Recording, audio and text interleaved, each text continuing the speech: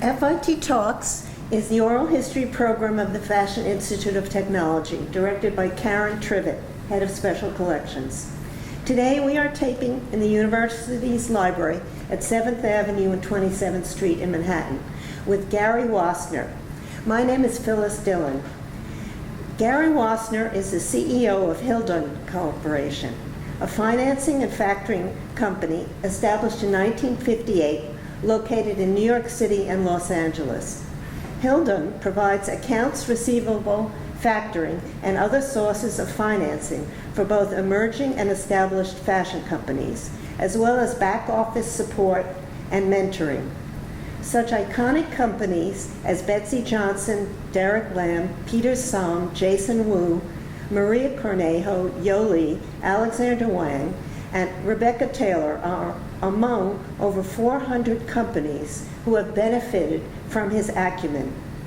He has been named one of the 50 most influential people in fashion and serves on the CFDA advisory board, as well as is a business mentor for the CFDA incubator program.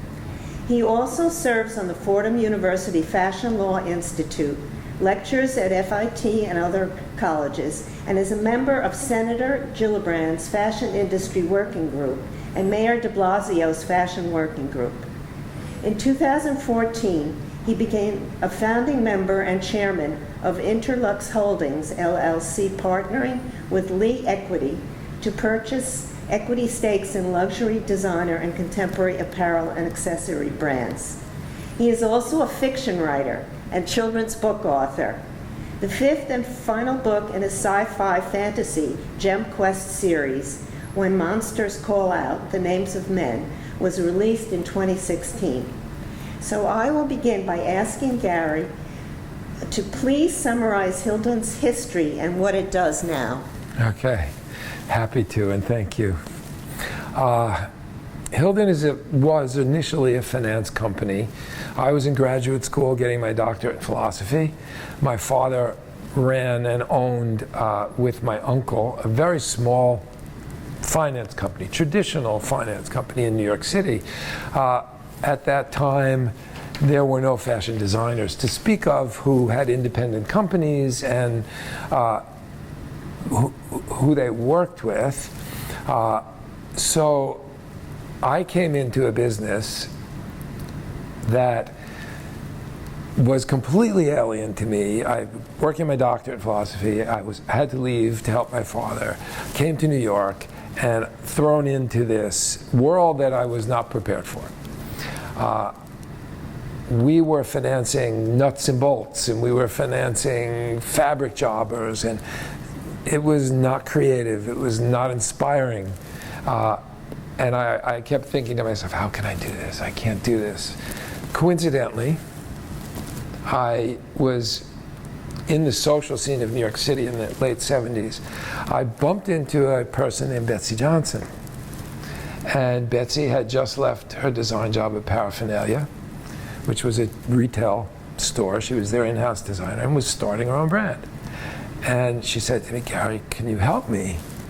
And I said, yeah, I think so. Let's figure it out. She had probably $15,000 in orders from retailers. And she said, I don't know what to do. I said, well, I'll help you. We'll sit down, we'll figure it out. We sat down on the floor. She had no furniture. Floor of her tiny little showroom on 7th Avenue, and her partner Chantal. And the three of us said, okay, this is what we're going to do. And I started lending to fashion. That's how it began. So from there, you then, other people gravitated towards you? It was interesting. At that time, the banks were not lending to fashion companies, particularly entrepreneurial companies. They would look at these designers and say, they're not business people, they're creatives, we can't lend to them. So I very early on realized that I can lend to them. I'm comfortable here. I understand the creative side. I love the energy of what was going on in New York at the time. Brands like Willie Smith were emerging, and I wanted to be a part of it. I was not a designer. but I do have a history in my family of being involved in the fashion industry. My grandfather was a dress designer. So it felt very natural, and it gave me an opportunity to be involved in both the art and the commerce of an industry. And that's what I adopted. Yeah. And I moved from there. So could you explain, because people don't understand how, what the issues are in financing Sure. a fashion company? Sure. Small fashion brands, in the beginnings of their businesses, they get an order from a store and they're thrilled. They don't know anything other than where the store is and what it looks like. I would hear countless times, the store is so beautiful, I have to be in it. And I would say, well, can they pay the bill? Well, you produce the merchandise, you pay all that money to create it, you ship it to them, are they going to be able to pay you? And they say, well, they have such a beautiful store. And I right away would say to them, that is not the basis for determining whether they're creditworthy. These were the basic challenges in the beginning. Educating designers so that they didn't spend their money on creating product, great product, selling it to stores who did not pay them or could not pay them, and then putting them out of business at early stages. So what factoring does, we do the credit checking for the store. They send us their orders. We go into our vast database of relationships and financial statements, and we determine whether we're going to guarantee it. So for a young designer who gets an order from ABC store and they have to invest their money in producing the product and then shipping the product, we tell them before they go into that production cycle and spend their money whether or not we'll guarantee that store's payment. If we guarantee it and they ship it according to order and sample, if the store goes out of business, we pay the designer. That's our risk. So it alleviates the commercial concerns, and they can focus on producing the merchandise and shipping it on time. Yes, and from what I understand, but you can speak to this has been the major mode of financing in the apparel business from the very beginning, right? Yes, because correct. banks... Since the days of the trading companies in the East Indies. So this is a very historic... It is. It's one of the oldest forms of finance for manufacturers. Yes, and is this what is called accounts receivable? Well, it's called accounts receivable finance and factoring. The factoring is the guarantee portion, and we do all the collection work for our clients. So they don't deal with Neiman's and Saks and Barney's and Nordstrom. We do. And our relationships with these stores are very strong since we're supplying them with 100+ brands each. So they like to pay us on time. They want to keep the merchandise flowing. So our ability to collect on behalf of a small brand or an aggregate of small brands is very strong. Yes. So we increase their cash flow, we help them in that regard. We also lend to them. So there's two sides. There's the factoring side, which is credit guarantees and collection work, and then there's the lending side. So once they ship to the stores, they can't generally afford to wait 30, 45, 60 days for the stores to pay them, because the fashion cycle is you have to pay production. You cannot get credit for production. It's labor. Generally speaking, when you're a small brand, you need to pay for it before they'll release the goods. So as soon as they're able to invoice to the stores and we've approved it, we will lend to them against those invoices so they can pay the factories and they can continue the cycle of design and production. We will then collect it from the stores. The first amounts pay back the loan and the balance belongs to the client. So what kind of staff do you have to manage this? We have about 45 people. Remember, we're not manufacturing anything. Right. So we don't need the factory and that aspect. So we have, really, we're like a big back office for a fashion brand. And we're doing somewhere in the neighborhood of $1 billion a year. So we have 45 people servicing $1 billion worth of invoicing to stores globally. The 45, the largest component of our staff is our collection department. They're on the phones with the retailers and all the small stores and all the international stores all day long. verifying invoices, making sure they have the right paperwork from the brand or from us, purchase orders, invoicing, etc., and making sure that the payments come in on a timely basis so our clients have cash flow and continue to service their own businesses and support their staff and their needs. It's a very organic process. I think the difference between this, what we do, and what a traditional bank might do is we will lend a percentage against everything they ship. So as the business grows, their availability grows. With a bank, you get a fixed line of credit, and you have to renegotiate it every year, and it takes months. With us, it's a family-owned business.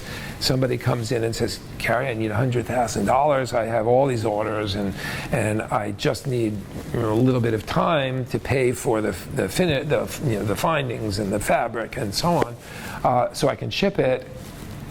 I can say, "Yeah, okay." Today, and get it done today. And you know that the cycle of production today is as fast as we can do it. Anything that delays production and delivery is harmful to the brand. So ease of access to us and ease of decision making is really crucial, and we can do that immediately. So it's a very different relationship. Yeah, this is interesting because the apparel industry, it appears to the outsider as disorganized and somewhat frantic and a little, but however, it is a community, and Yes. What you're describing actually is evidence of still the community basis of this definitely. industry. What we do and what we try to do, and I've always tried to do, is in a good way be an enabler. Talent, I love to discover new talent and to have a brand. I go to 90 shows during Fashion Week. I look at every brand. I love to see young talent, and we have so much in New York City, so much in our country.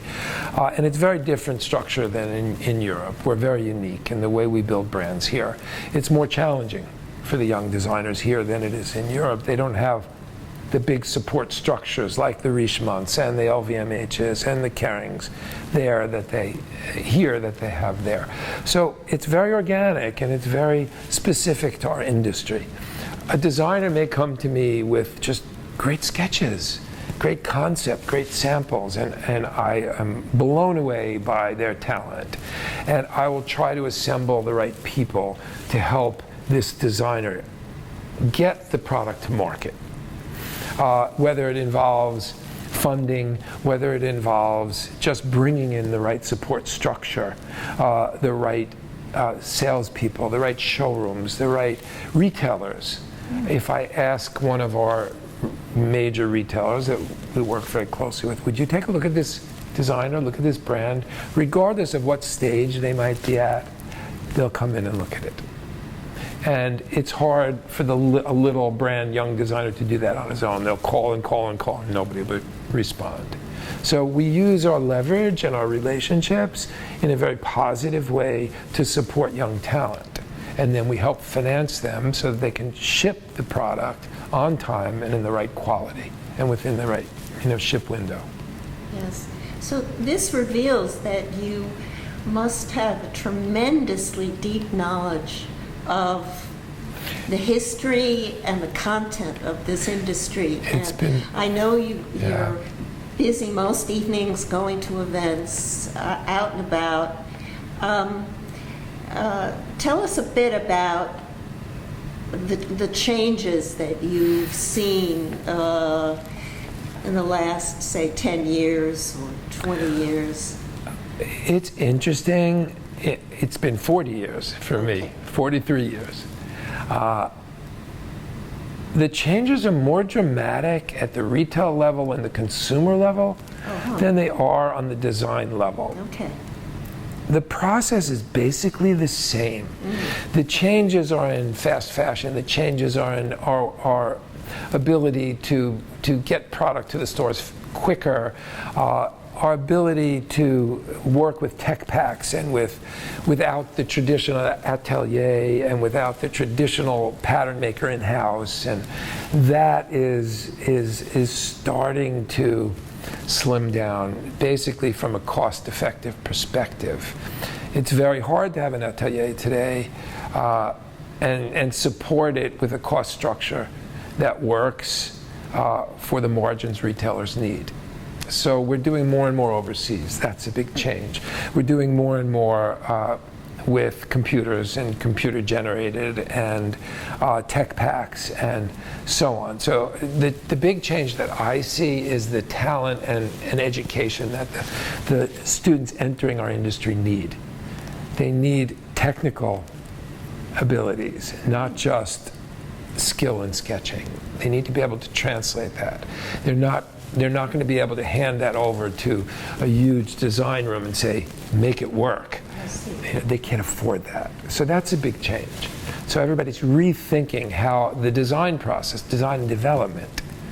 And we find today that brands that are most efficient in the design and development categories of their businesses are the most profitable. More money's lost in prototypes, and I have to see it. I can't edit until I see it.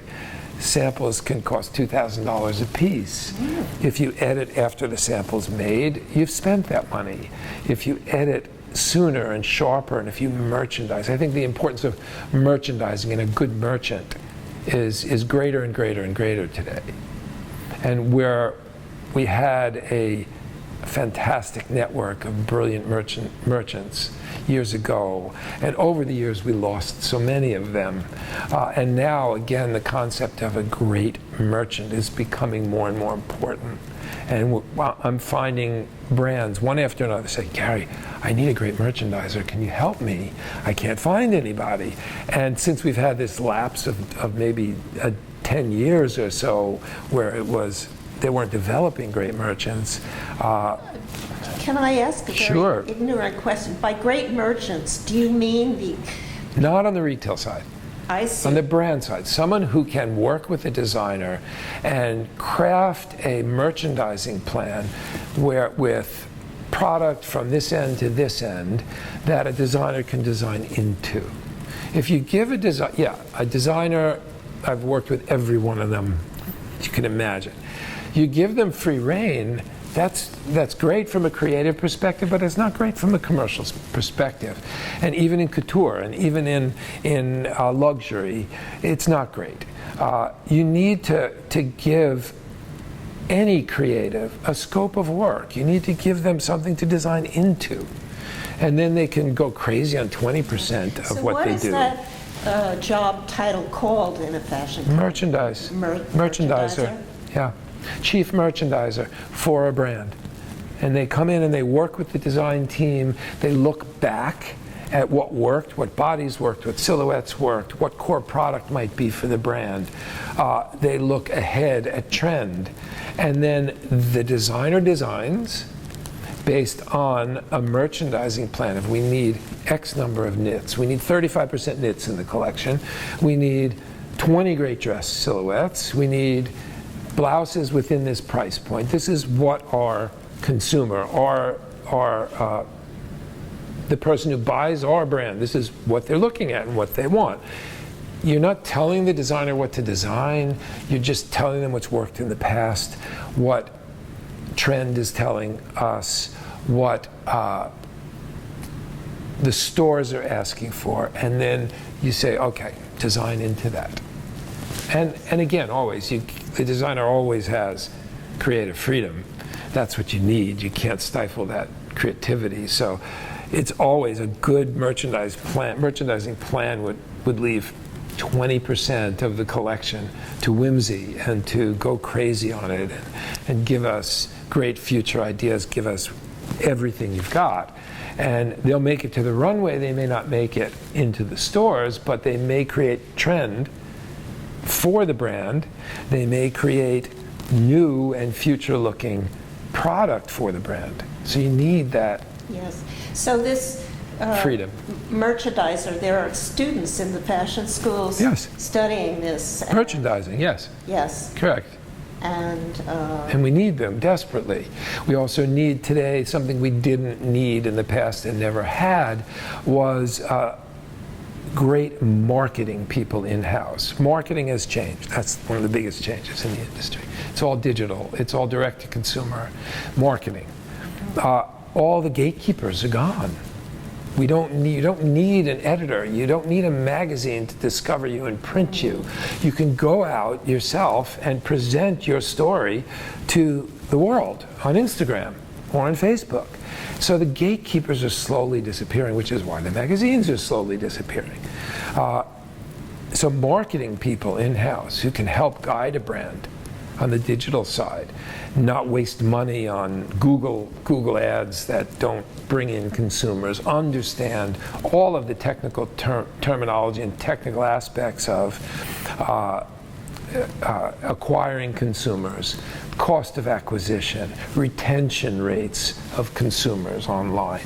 All of this is a skill and a knowledge that our schools have to teach. We need them desperately. this is all very interesting because from the consuming side, we only hear about the loss of business, you know, and the loss of traffic to the stores, but we don't really know about... It's a shift. It's not a loss. It's a change in the channels of distribution. And it's actually starting to level off now, and brick and mortar is becoming, again, what it should be, an enjoyable experience. We forgot that when there was only that channel, when that was the only channel that existed for consumers to purchase. The stores got really lazy. Customer service was not emphasized, except for maybe a store like Nordstrom, who has done very well through all of this. They were based on customer service. Today, people want to feel comfortable, they want to be entertained, they want to enjoy their experiences. We live crazy lives, and particularly in New York, in our urban areas, we're working 24/7. So when you're going to do something like shop, you don't want it to be a chore. You want it to be part of your lifestyle and enjoyable. And the stores forgot that for a long time because they had a monopoly on distribution. Yes. But once they were challenged, it took them quite a while to recognize that they must provide an environment that is stimulating and exciting and novel. And they're starting to, and it's starting to bring consumers back into brick and mortar. Right. Digital is very flat. It's not the same experience. It's easier, it's great for commodity purchasing, but people want that touch and feel, and they just weren't comfortable with the experience. It wasn't that they didn't want to go into a store and buy, they just felt uncomfortable. And nobody would talk to them, and a salesperson would be on the cell phone ignoring them. And it's a very important purchase to a young person when they have an occasion and they're going in to buy something that means something to them. And when you're in a store and it's like nobody's paying attention to you, why bother? Do it online. But if you have that interactive experience and it's enjoyable, and we say, hey, let's go to Barney's, let's go to Bloomingdale's, expecting a really nice experience, it changes the whole playing field. Yes, I read about the redesign of the cosmetics Yes. departments and the departments. And as I said, I think it's leveling out, and we're the huge trend up to digital purchasing and online purchasing is starting to level. The increases are not as great as they were in consumer consumption, and the brick and mortar is starting to see upticks as well in sales in store, not just online. Yeah. One of the things that impressed me very much when I first met you was seeing the book published by Fordham University, which teaches new designers how to approach the kind of forms they will need in order to establish their companies, and how to have business relationships with all the aspects of the process of creating clothes and shipping them. And I wanted to commend you and Fordham for having such a useful tool. And I wondered if that was unique. It was actually through the ABA, the American Bar Association. They're the ones who published it. And a lot of Fordham professors contributed. I think it's unique. The Fordham Fashion Law Institute is extraordinarily unique. And I'm a big supporter of it. I lecture there and teach there whenever they ask me to. I think what it does is, again, we see there's a synergy and a blend in between all levels of education now. You don't just become a lawyer, you specialize. Those who are interested in being involved in fashion and go to Fordham for the Fashion Law Institute, they don't all, a large percentage of them do not want to be lawyers for law firms when they graduate. They want to work in our industry. So they need different skills.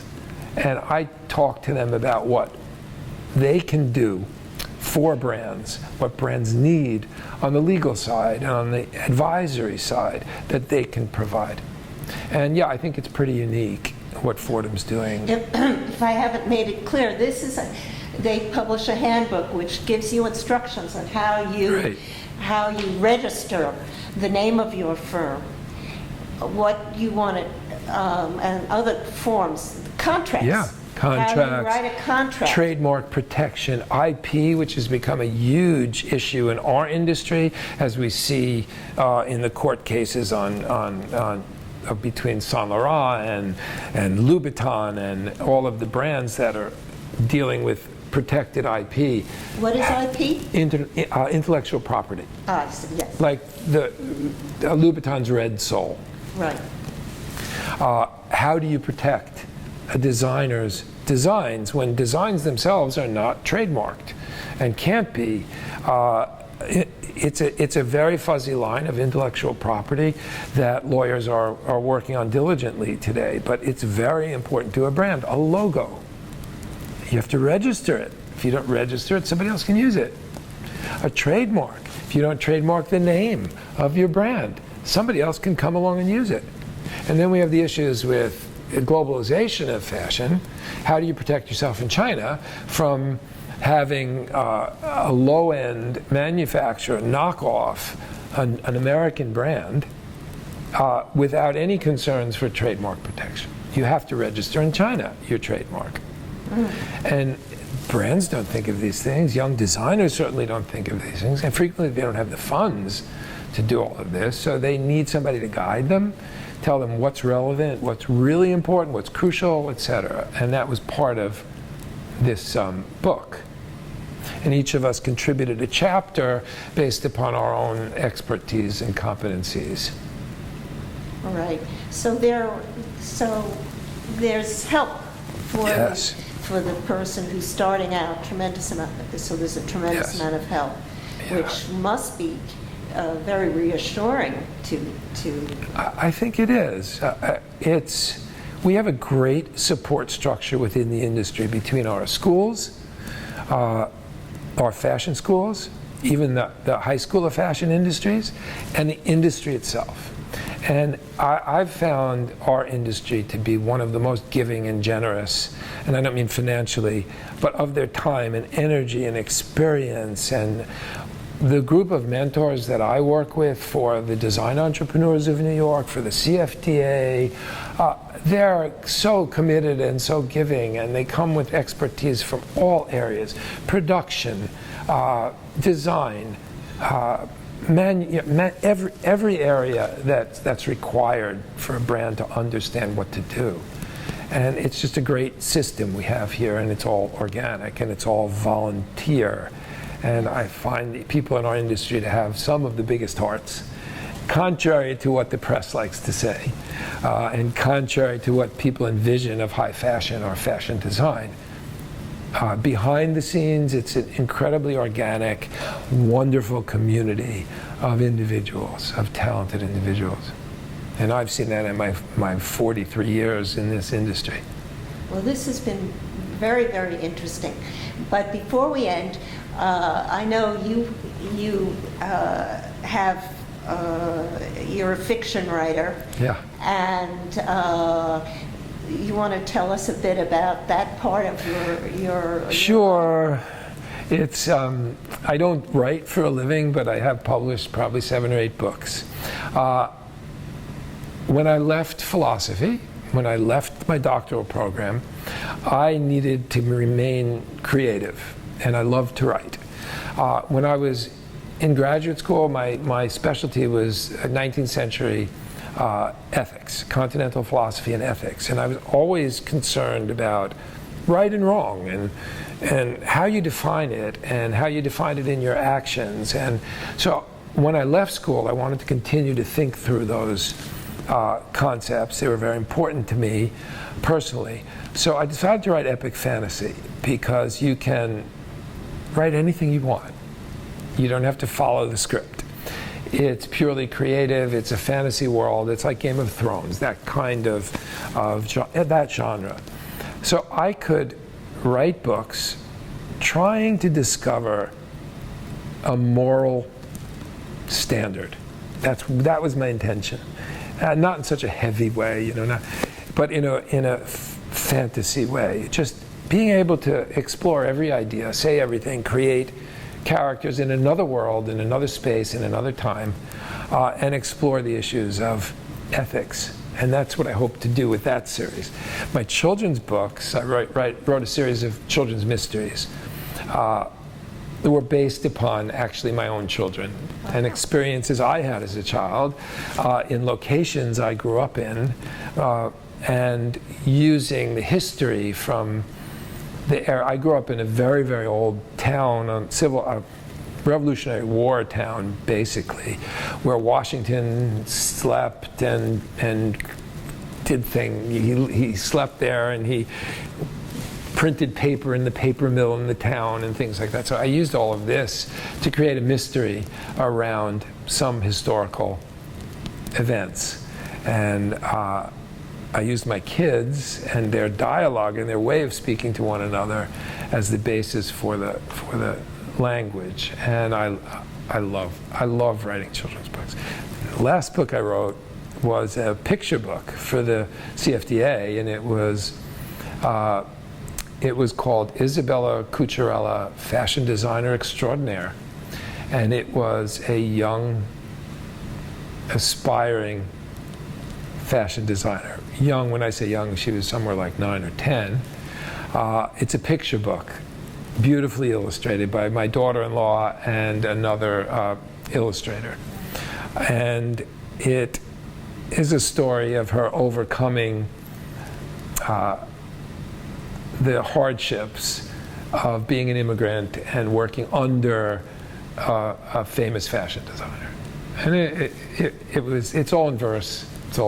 It's all one long poem, and that was also really enjoyable. Yes. Well, I'm glad we ended on this note, because I hope our viewers will see how we have such creative and interesting and intelligent people in our industry. And I want to thank you very much for Oh, you're so spending welcome. time